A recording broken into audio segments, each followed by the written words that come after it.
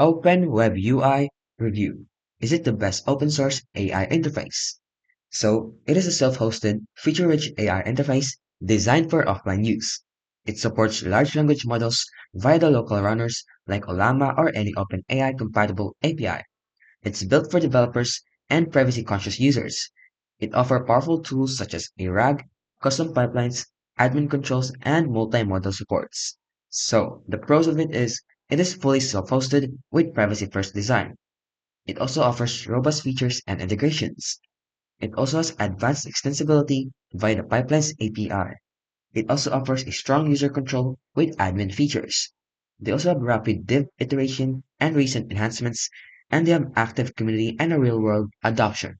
The cons of it, though, is they have license restrictions and branding. It is also complex to set up and may have some potential performance issues. And they also have limited UI customizations and dependency on the roadmap, and for the stability has some concerns for advanced use cases. So overall, OpenWeb AI stands out as a powerful, extensible, and privacy-centric AI interface.